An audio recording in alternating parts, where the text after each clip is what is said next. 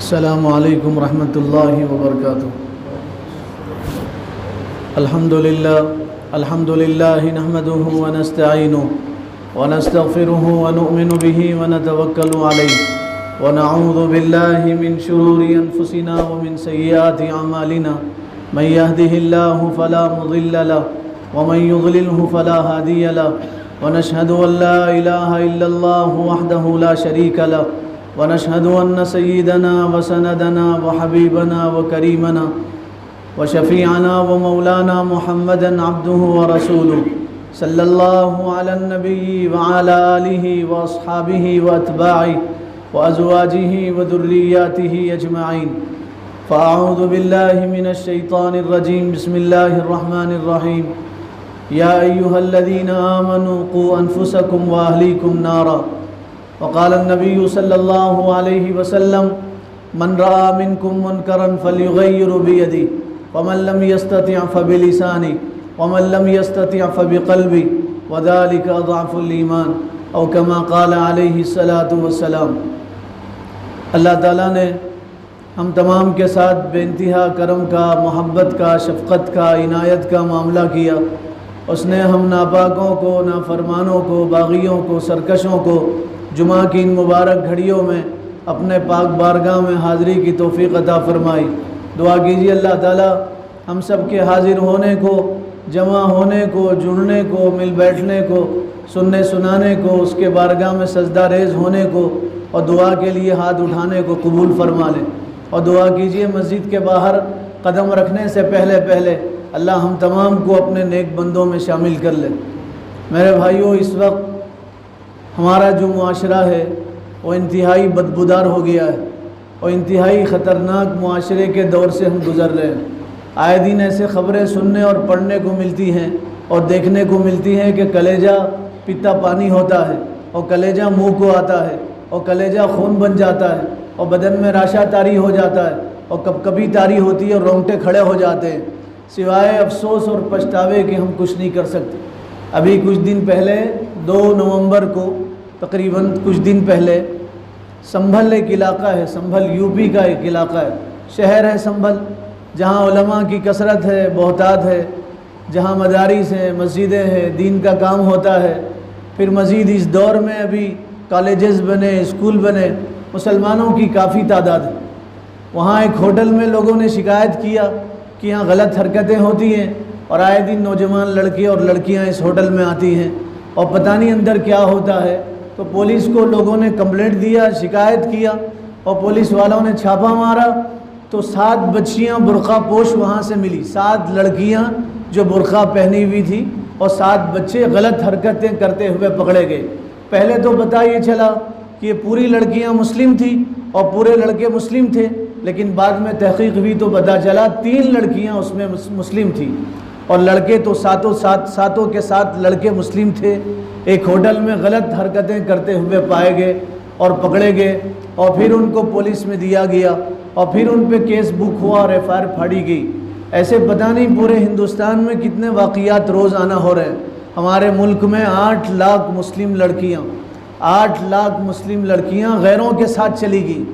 8 لاکھ مسلم لڑکیاں، یہ تو وہ تعداد ہے جو گنی گئی ہے، اخباروں میں آئی ہے، یہ وہ تعداد ہے جس کا لوگوں نے اندازہ لگایا ہے۔ صحیح رپورٹ نہیں معلوم، 8 لاکھ سے زیادہ لڑکیاں غیر مسلم لڑکوں کے ساتھ چلی گئی۔ یہ سب اس لیے ہو رہا، ماں باپ کی ذمہ داری ہے، ماں باپ کی ذمہ داری، ماں باپ کے لیے ضروری ہے وہ اپنی اولاد کی فکر کرے۔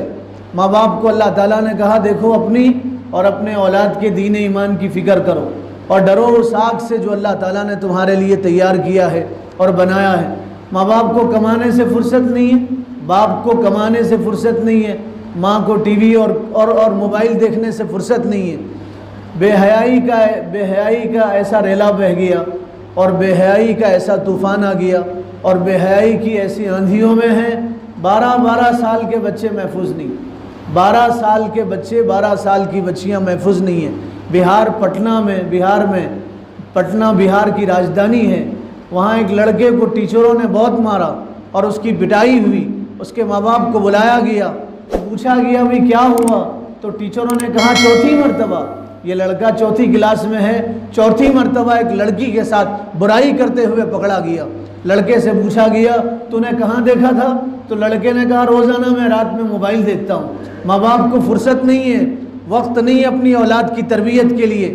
اس کی وجہ سے ایسے واقعات سننے کو ملتے ہیں کہ افسوس ہوتا ہے، پتہ ہی نہیں چلتا یہ مسلمان کی اولاد ہے، اس کا باپ مسلمان ہے، اس کی ماں مسلمان ہے، پتہ ہی نہیں چلتا یہ مسلم گھرانے میں پیدا ہوا، پیدا ہوتے ہی اس کے داہنے کان میں اذان کہی گئی اور بائیں کان میں اقامت بولی گئی۔ اس کا نام عبدالعزیز ہے، پتہ ہی نہیں چلتا، اس کا نام عبدالرحمن ہے، پتہ ہی نہیں چلتا۔ مسلمان بے دینی کی وجہ سے آج ہمیں یہ دن دیکھنے کو مل رہے۔ اللہ تعالیٰ نے قرآن میں مسلمانوں سے کہا، ایمان والوں سے، کافروں سے، ہریجنوں سے، مشرکوں سے، عیسائیوں سے، یہودیوں سے اللہ تعالیٰ نے خطاب نہیں کیا، مسلمانوں سے کہا دیکھو تم اپنی اولاد کو جہنم سے بچاؤ، قوا انفسکم واہلیکم نارا، اپنے آپ کو جہنم سے بچاؤ، بتاؤ اپنی اولاد کو، اپنے آپ کو بتاؤ اور یہ سکھاؤ اور دل پہ یہ نقش کرو اور نوٹ کرو اور بچوں کو تعلیم دو کہ تم دنیا میں تھوڑے دن کے لیے آئے ہو، تمہیں مرنا ہے، مر کے اللہ کے پاس پہنچنا ہے۔ ایک وقت وہ آئے گا ہم بھی لاش بن کے پڑے رہیں گے، تم بھی لاش بن کے پڑے رہو گے۔ آج تم زندہ ہو، تم چل پھر رہے ہو، ایک وقت وہ ہوگا ہم بھی کندھوں پہ اٹھائے جائیں گے، تم بھی کندھوں پہ اٹھائے جائیں گے۔ جنازہ تیار ہوگا، لوگوں کے سامنے لایا جائے گا، لوگ آخرت کے سفر کے لیے سنواریں گے، پھر اٹھا کے نماز جنازہ پڑھائیں گے، پھر اندھیرے گڑھے میں گاڑ دیا جائے گا۔ پھر وہ وقت آئے گا جب اللہ کے پاس پیشی ہوگی اور اللہ تعالیٰ پوری زندگی کے بارے میں پوچھیں گے، زندگی کے لمحے لمحے کے بارے میں پوچھیں گے، منٹ منٹ کے بارے میں پوچھیں گے، وقت وقت کے بارے میں پوچھیں گے، گھنٹے گھنٹے کے بارے میں پوچھیں گے، مہینے مہینے کے بارے میں پوچھیں گے، سال سال کے بارے میں پوچھیں گے تم کیا کر کے آؤ؟ خدا کی بندگی کر کے آئے ہو، رسول اللہ کی اطاعت کر کے آئے ہو، مخلوق کی خدمت کر کے آئے، تم نے اپنی اولاد کو کیا پڑھایا تھا اور کیا سکھایا تھا؟ اللہ پوچھیں گے اولاد کے بارے میں، ماں باپ سے پوچھو گی، اولاد کے بارے میں ماں باپ سے پوچھو گی، سوال ہوگا ہم نے تمہیں اولاد جیسی عظیم نعمت عطا کیا تھا، بتاؤ تم نے اولاد کو کیا سکھایا تھا؟ اے فار ایپل سکھایا تھا، بی فار بال سکھایا تھا، کہ الف سے اللہ سکھایا تھا اور میم سے محمد سکھایا تھا؟ ماں باپ سے پوچھو گی، سوال ہوگا، پوچھا جائے گا تم نے اپنی اولاد کو کون سی تعلیم دیا تھا؟ رسول اللہ کی محبت سکھایا نہیں سکھایا؟ اہل بیت کی محبت سکھایا نہیں سکھایا؟ قرآن پڑھنا سکھایا نہیں سکھایا؟ حدیث میں ہے سرکار نے فرمایا اپنی اولاد کو 3 چیزیں سکھاؤ، 3 چیزیں۔ حضور نے فرمایا اپنی اولاد کو 3 چیزیں سکھاؤ، یہ نہیں کہا اولاد کو بزنس سکھاؤ، اولاد کو تجارت سکھاؤ، اولاد کو منڈی میں بھاؤ تاؤ سکھاؤ، یہ نہیں کہا اولاد کو کمپیوٹر سکھاؤ، موبائل چلانا سکھاؤ، دبئی بھیج کے تنخواہ کمانا سکھاؤ، یہ بتایا علموا اولادکم ادبوا اولادکم علی 3 خصال، 3 خصلتیں اپنی اولاد کو سکھاؤ، 3 عادتیں اپنی اولاد کی گٹھی میں بٹھاؤ۔ ایمان والے ماں باپ سے فرمایا گیا، کس نے کہا؟ کائنات کے سردار نے کہا، اللہ کے حبیب نے کہا، ساقی کوثر نے کہا، شافی محشر نے کہا اپنی اولاد کو 3 چیزیں سکھاؤ۔ آؤ میرے بھائیوں اس حدیث کی روشنی میں دیکھو کیا ہم اپنی اولاد کو یہ 3 چیزیں سکھاتے ہیں؟ قرآن پڑھانا مدرسے والوں کی ذمہ داری نہیں ہے، لوگ یہ سمجھتے مکتب والوں کی ذمہ داری، مولانا احمد صاحب کی ذمہ داری، ان کے رفقا کی، ان کے ساتھیوں کی ذمہ داری، مولانا نور صاحب کی ذمہ داری۔ نہیں، یہ غلط فہمی ہے۔ حدیث اٹھا کے دیکھو، فرمایا گیا ماں باپ کی ذمہ داری اپنی اولاد کو قرآن پڑھانا سکھانا، ماں باپ کی ذمہ، ادبوا اولادکم علی 3 خصال، حب نبیکم، نبی کی محبت سکھاؤ، رگو ریشے میں بٹھاؤ اولاد کے نبی کی محبت۔ آج اپنی اولاد سے پوچھو رسول اللہ کی سونے کی سنتیں کیا ہیں تو مسلم اولاد نہیں بتا سکتے، اولاد سے بعد میں پوچھو، پہلے ماں باپ سے پوچھو نہیں بتا سکتے، طہارت کا کیا طریقہ ہے نہیں بتا سکتے، غسل کا طریقہ پوچھو مسلم ماں باپ نہیں بتا سکتے، وہ اپنی اولاد کو کیا سکھاتے؟ فرمایا اپنی اولاد کو نبی کی محبت سکھاؤ، حب نبیکم، نبی کی محبت سکھاؤ۔ رات ہو جائے ماں باپ کو چاہیے بچوں کو سامنے لے کے بیٹھیں، 20 منٹ آدھا گھنٹہ رسول اللہ کی زندگی کا کوئی واقعہ پڑھ کے سنائیں، سیرت پڑھ کے سنائیں، حضور کا کوئی واقعہ ان کو سنائیں، صحابہ کا واقعہ سنائیں۔ آپ پڑھیے پچھلے لوگوں کی تاریخ تو آپ کو پتہ چلے گا بچپن میں ان کو صحابہ کے واقعات یاد۔ حیات الصحابہ جو کتاب ہے اور پڑھی جاتی ہے اور پوری دنیا میں مشہور ہے، اصل میں وہ کتاب عربی میں لکھی گئی ہے، عرب لوگ زیادہ پڑھتے ہیں اس کو، اور صحابہ کی سیرت پہ اس صدی کی سب سے بڑی کتاب، صحابہ کی سیرت پہ لکھی گئی اس صدی کی سب سے بڑی کتاب ہے، 3 جلدوں میں وہ کتاب لکھی گئی۔ حضرت مولانا یوسف صاحب رحمۃ اللہ علیہ نے وہ کتاب لکھا۔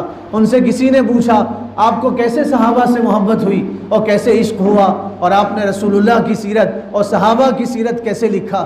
فرماتے جب رات ہوتی تو اوروں کے گھرانے میں عورتیں اپنے بچوں کو چڑیل کی کہانیاں سناتی، شیطانوں کی کہانیاں سناتی، جنات کی کہانیاں، پریوں کی کہانیاں سناتی۔ ہمارے گھر میں دینی ماحول تھا، رات ہوتی چاند نکلتا، کھلے آسمان کے نیچے عورتیں بیٹھتی اور روزانہ ایک صحابی کا واقعہ سناتی تھی۔ تو بچپن سے مجھے صحابہ کے واقعات یاد ہو گئے تھے، حضور کی سیرت یاد ہو گئی تھی۔ پورے مطالعے میں کسی ایک بچے سے رسول اللہ کی سیرت پوچھو نہیں بتا سکتے، ضعیف ہو گئے، 60 سال عمر ہو گئی۔ کسی کو رسوا کرنا مقصود نہیں ہے، ذلیل کرنا مقصود نہیں ہے۔ حضور کے نانا کا نام پوچھو بھری مجلس میں کسی سے نہیں بتا سکتے، حضور کی نانی کا نام پوچھو نہیں بتا سکتے۔ کیسی محبت رسول اللہ سے۔ حضور نے فرمایا اپنی اولاد کو رسول کی محبت سکھاؤ، رسول کی محبت۔ صحابہ اپنی اولاد کو رسول کی محبت سکھاتے تھے۔ اولاد صحابہ کی رسول کے نام پہ مر مٹنا جانتی تھی، قربان ہونا جانتی تھی۔ صحابہ چھوٹا بچہ رسول کی مجلس میں حاضر ہوتا تھا، کہنے لگا اللہ کے نبی مجھے آپ سے بہت محبت ہے۔ حضور نے فرمایا کتنی محبت ہے؟ کہا مجھے بہت محبت ہے، اپنی جان سے زیادہ محبت ہے۔ حضور نے فرمایا اپنے باپ سے زیادہ محبت ہے؟ تو اس چھوٹے سے بچے نے کہا جو ابھی بڑا نہیں ہوا تھا، بالغ نہیں ہوا تھا، جوان نہیں ہوا تھا، کتابوں میں ان کا نام ابو طلحہ ہے اور بعض لوگوں نے طلحہ لکھا۔ کہا اللہ کے نبی مجھے آپ سے میرے باپ سے زیادہ محبت ہے۔ کہا ماں سے زیادہ محبت ہے؟ کہا ہاں مجھے اپنی ماں سے زیادہ محبت ہے۔ حضور نے فرمایا اگر میں تمہیں تمہارے باپ کے قتل کرنے کا حکم دوں اور تلوار دے کے بھیجوں اور کہوں جاؤ اپنے باپ کو مار کے آؤ تو تم کیا کرو گے؟ ابھی بات پوری نہیں ہوئی، تلوار لے کے وہ لڑکا دوڑا اور جانے لگا۔ رسول اللہ نے لوگوں سے کہا اس کو روکو، لوگوں نے روکا اور پھر اس کو حضور کی مجلس میں حاضر کیا گیا۔ حضور نے فرمایا میں رشتوں کو توڑنے کے لیے نہیں آیا، میں رشتوں کو جوڑنے کے لیے آیا۔ میں تمہارے ماں باپ کو مارنے کا حکم نہیں دے رہا، میں تو دیکھنا چاہ رہا تھا کہ واقعی تم اپنے باپ سے زیادہ مجھ سے محبت کرتے ہو۔ میں تو بتانا چاہ رہا تھا لوگوں کو کہ دیکھو یہ لڑکا جس کی عمر 11-12 سال ہے اور یہ اپنے ماں باپ سے زیادہ مجھ سے محبت کرتا ہے۔ ماں باپ سے زیادہ رسول اللہ سے محبت کرتے تھے، ماں باپ سے زیادہ حضور سے عشق تھا۔ 2 صحابہ مدینے کی گلیوں سے گزر رہے تھے۔ میرے بھائیوں سنو، عبرت کے کانوں سے سنو، نصیحت کے دل سے سنو اور دل کی تختی پہ نوٹ کرو۔ چھوٹے بچوں میں کیسا جذبہ تھا، بڑوں میں جذبہ نہیں، دین کی کوئی فکر نہیں، بے دینی کی وجہ سے یہ دن دیکھنے کو مل رہے ہیں۔ چھوٹے چھوٹے بچوں میں کیسا جذبہ تھا۔ 2 صحابہ مدینے کی گلیوں سے گزر رہے ہیں، 2 صحابہ مدینے کی گلیوں سے گزر رہے ہیں۔ ایک جگہ سے رونے کی آواز آئی تو انہوں نے مشورہ کیا، ایک دوسرے کو دیکھنے لگے تو ایک صحابی نے فرمایا رونے کی آواز ہے، پتہ نہیں کون مصیبت میں ہے، کون غم میں ہے اور پتہ نہیں کون پریشانی میں ہے، چلو جائیں گے اور اس کی مصیبت کو دور کریں گے اور اس کی مدد کریں گے جو ہم سے ہو سکے۔ انسان وہ جو انسان کے کام آئے، انسان وہ نہیں جو انسان کو تکلیف دے۔ یہ تو جانور کرتے ہیں، حیوان کرتے ہیں، انسان کو اللہ نے انسان کی خدمت کے لیے بنایا ہے، طاعت کے لیے، عبادت کے لیے، بندگی کے لیے۔ اللہ کے پاس بہت مخلوق تھی، اللہ تعالیٰ نے انسان کو انسان کی خدمت کے لیے اور خوشیوں کے لیے بنایا ہے۔ اگر انسان ہو کے انسان کو تکلیف پہنچا رہا تو وہ تو جانور سے بدتر ہے۔ دم کی کمی ہے اور 2 پیر کی کمی ہے، ورنہ وہ تو جانور سے بدتر ہے۔ حضور نے فرمایا تم میں سب سے اچھا کون ہے؟ ہم یہ سمجھتے ہیں اچھے کپڑے پہننے والا اچھا ہے، ہم یہ سمجھتے ہیں اچھا گھر والا اچھا ہے، ہم یہ سمجھتے ہیں اچھی بلڈنگ والا اچھا ہے، ہم یہ سمجھتے ہیں اچھی گاڑی والا اچھا ہے، ہم یہ سمجھتے ہیں جس کے پاس بینک بیلنس زیادہ ہو وہ آدمی اچھا ہے، ہم یہ سمجھتے ہیں جس کا فکس ڈپازٹ زیادہ ہو وہ آدمی اچھا ہے، ہم یہ سمجھتے ہیں جس کے پاس زمین جائیداد زیادہ ہو وہ آدمی اچھا ہے۔ حضور نے فرمایا نہیں، کائنات کے سردار نے فرمایا سب سے اچھا کون ہے؟ فرمایا خیر الناس من ينفع الناس، سب سے اچھا وہ ہے جو لوگوں کے لیے اچھا ہو۔ یہ نہیں کہا نمازیوں کے لیے اچھا ہو، یہ نہیں کہا روزے داروں کے لیے اچھا ہو، یہ نہیں کہا ٹوپی پہننے والوں کے لیے اچھا ہو، یہ نہیں کہا حج کرنے والوں کے لیے اچھا ہو، یہ بھی نہیں کہا اپنے بھائی کے لیے اچھا ہو۔ فرمایا خیر الناس من ينفع الناس، دنیا میں سب سے اچھا انسان وہ ہے جو لوگوں کے لیے اچھا ہو۔ اور وہ انسان جو لوگوں کے لیے اچھا نہیں وہ انسان نہیں، جو لوگوں کے لیے اچھا نہیں وہ انسان نہیں۔ رسول اللہ صلی اللہ علیہ وسلم نے فرمایا جب تک تم دوسروں کی مدد میں رہو گے اللہ تمہاری مدد میں رہے گا، جب تک تم دوسروں کی مدد میں رہو گے اللہ تعالیٰ تمہاری مدد میں رہے گا۔ حضور نے فرمایا تم کسی کو کپڑا پہنا دو، کسی غریب کو کپڑا پہنا دو، اور پورا کپڑا مت پہناؤ۔ 10 درہم کا کپڑا تھا، 1 روپیہ تم نے اس میں لگایا، 9 روپے دوسرے کے لگے، کپڑا پہننے والے کے لگے، 1 روپیہ تم نے دیا۔ فرمایا جب تک کپڑا اس کے بدن پہ رہے گا 1 روپیہ خرچ کرنے والے کو ثواب ملتا رہے گا۔ حضور نے فرمایا سب سے اچھا کام کیا ہے؟ صحابہ نے فرمایا تہجد پڑھنا، کسی نے کہا نوافل پڑھنا، کسی نے کہا صدقہ خیرات کرنا۔ رسول اللہ صلی اللہ علیہ وسلم نے فرمایا سب سے اچھا کام یہ ہے بھوکے کو کھانا کھلاؤ، پیاسے کو پانی پلاؤ، یہ سب سے اچھا کام ہے۔ صحابہ سے فرمایا بتاؤ سب سے اچھا کام کیا ہے؟ تو صحابہ نے فرمایا اللہ کے نبی اللہ کی بندگی کرنا۔ حضور نے فرمایا نہیں، سب سے اچھا کام یہ ہے کہ آپ کسی انسان کو خوش کر دو۔ اچانک خوش کرنا کسی انسان کو اچانک خوش کرنا اپنے لیے جنت میں داخلہ لینا ہے۔ اچانک کسی انسان کو خوش کرنا اپنے لیے جنت میں داخلہ لینا ہے۔ انسان کے کام آئے۔ اب تو حال یہ ہے مسلمان کے کام نہیں آتا، اب تو حال یہ ہے بھائی کے کام نہیں آتا، اب تو حال یہ ہے پڑوسی کے کام نہیں آتا۔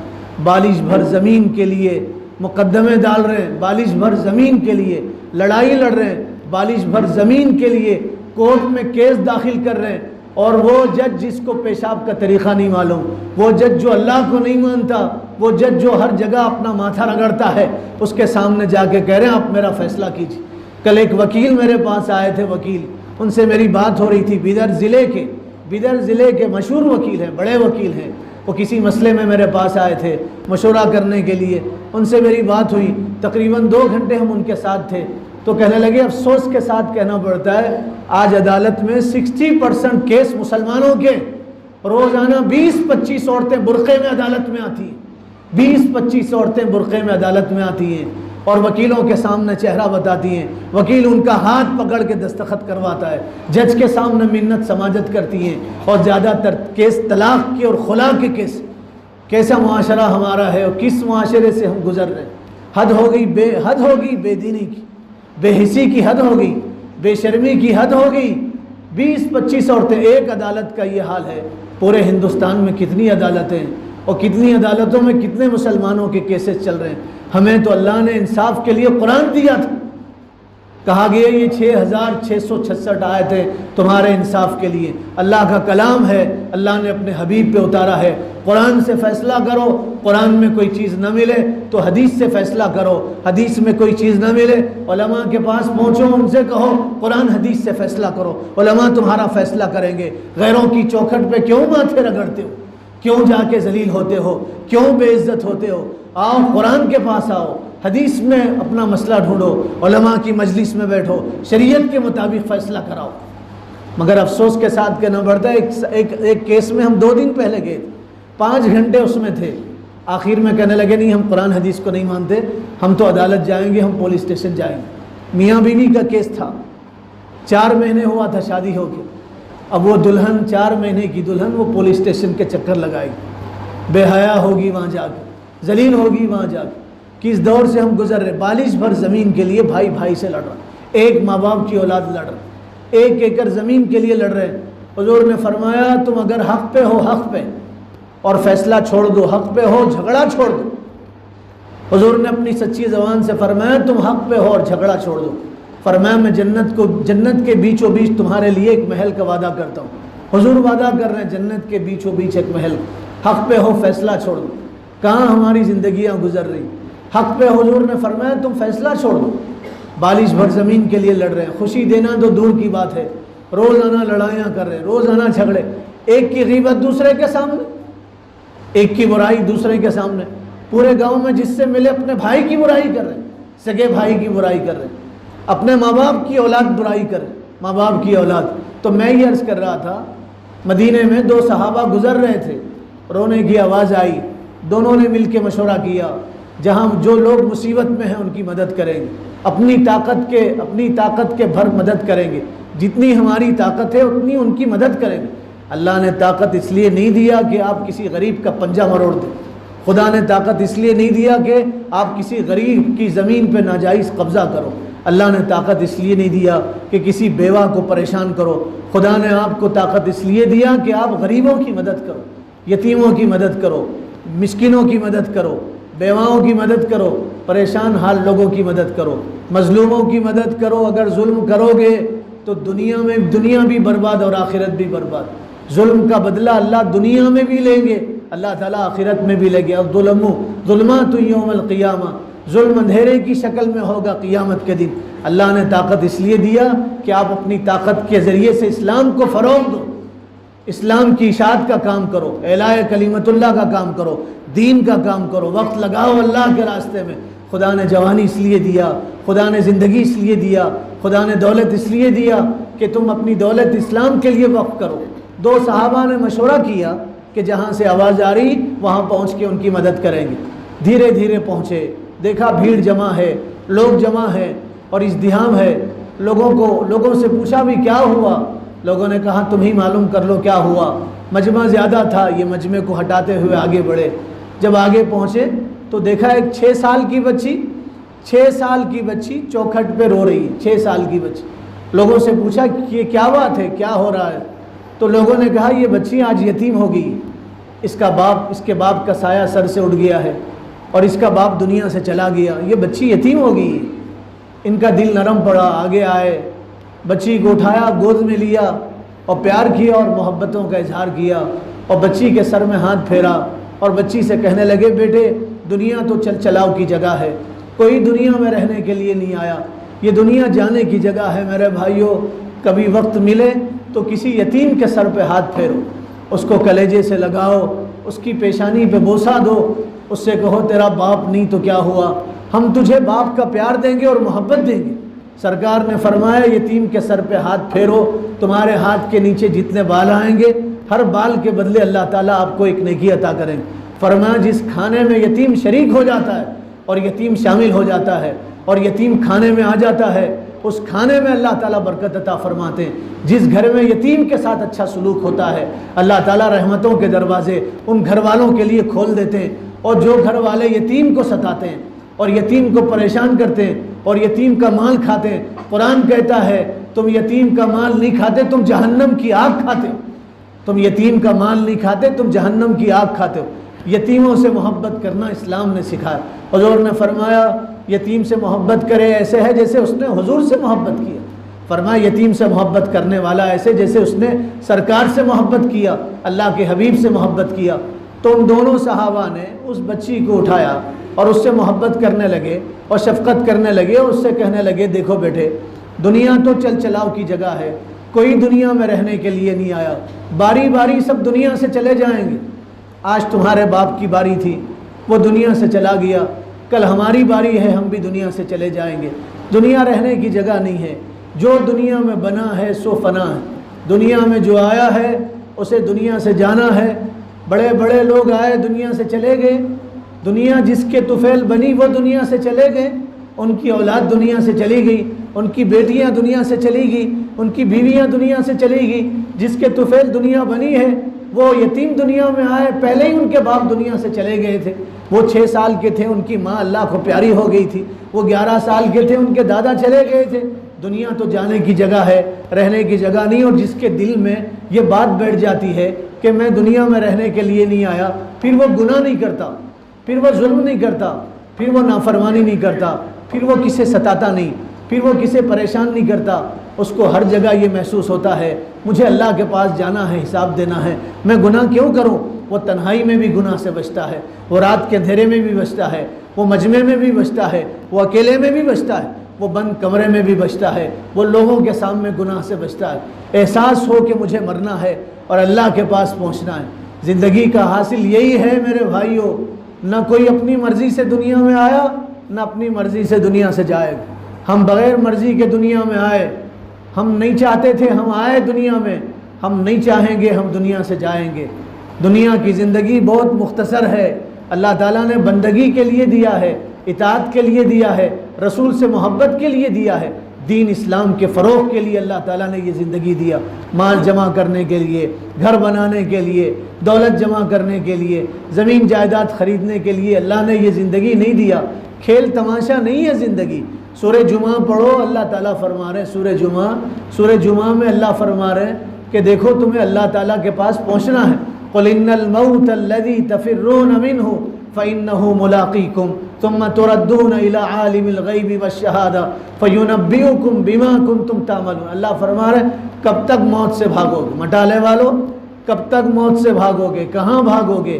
موت تمہیں نہیں چھوڑے گی، موت اپنے پنجوں میں لے گی، اور موت اپنے آغوش میں لے گی، اور موت تمہیں اپنے سے لپٹا لے گی، اور تم بے جان کے جسم کے رہو گے، اور موت تم سے تمہاری جان نکال لے گی۔ لوگ تمہیں میت کہیں گے، تمہارا نام بدلے گا، تمہارے کپڑے بدلیں گے، تمہارا گھر بدلے گا، کپڑوں کی جگہ کفن آ جائے گا، گھر کی جگہ قبر آ جائے گی۔ تم رہنے کے لیے دنیا میں نہیں آئے، کب مرو گے نہیں پتہ، کب موت آئے گی نہیں معلوم۔ آج کل تو ایسے حادثات ہو رہے ہیں پتہ ہی نہیں چل رہا۔ دو دوست تھے، آپس میں گہری دوستی تھی دونوں کی، ساتھ رہتے تھے، ساتھ کاروبار تھا، ساتھ اٹھتے تھے، ساتھ بیٹھتے تھے، دونوں کی جوڑی بہت مشہور تھی، گھر بھی دونوں کا قریب قریب تھا۔ رات میں دونوں ساتھ مل کے چائے دونوں نے پیا اور پان کھایا، اور کھا کے دونوں اپنے اپنے گھر میں چلے گئے۔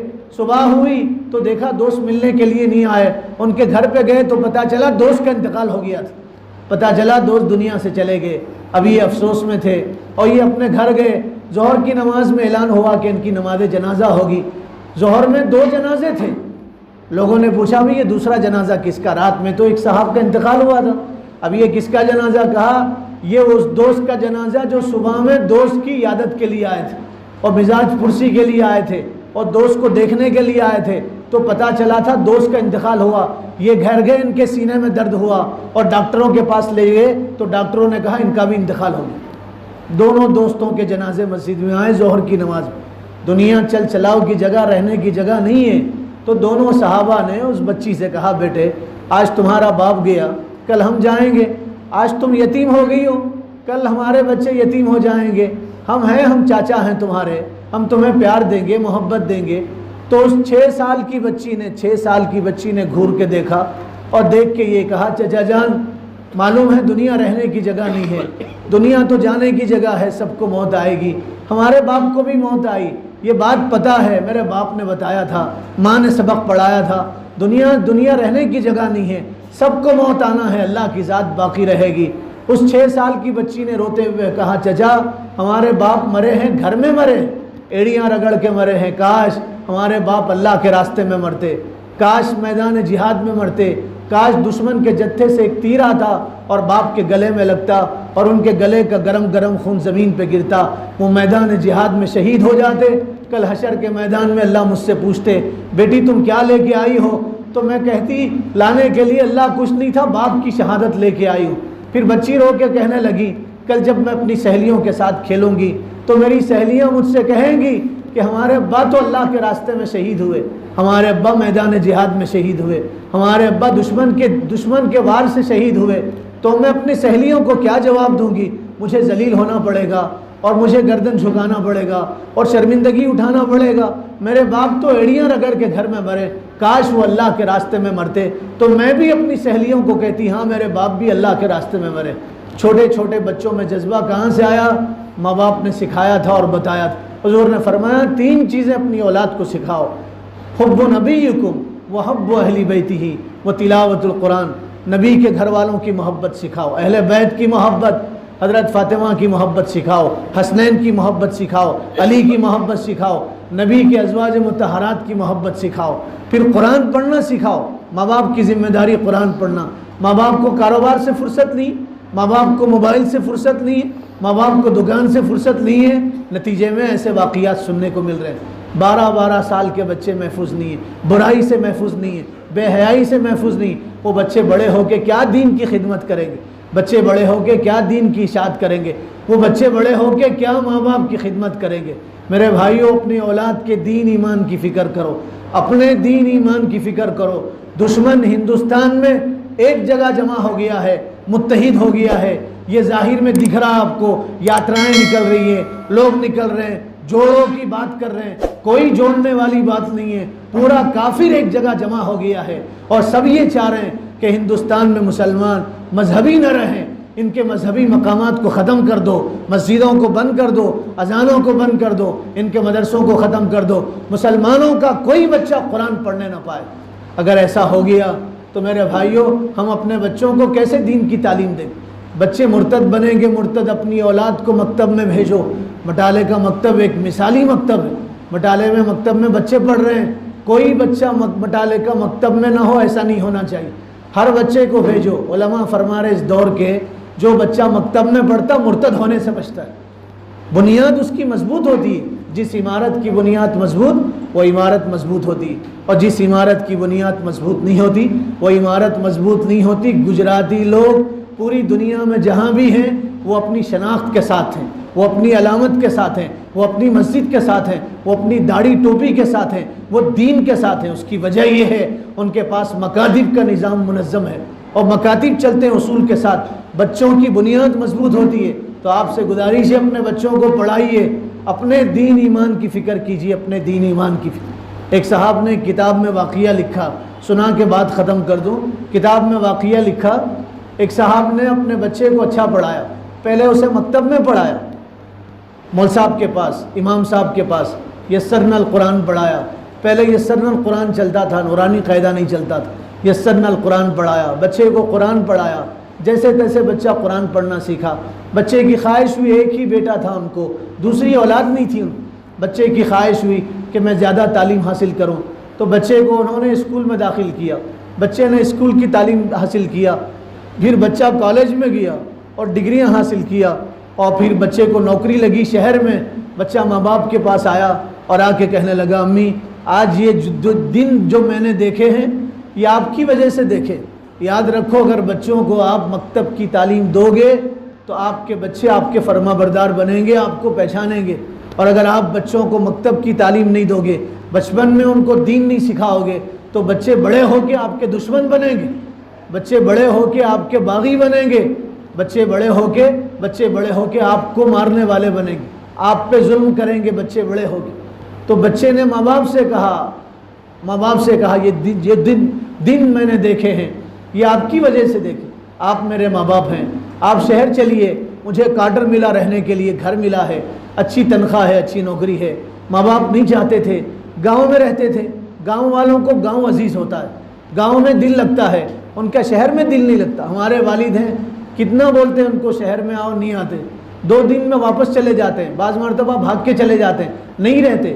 وہ کہتے ہیں میرا دل مجھے شہر میں لگتا ہے۔ کھیت میں کام کرنے والے لوگ، ان کا دل کھیت میں لگتا ہے۔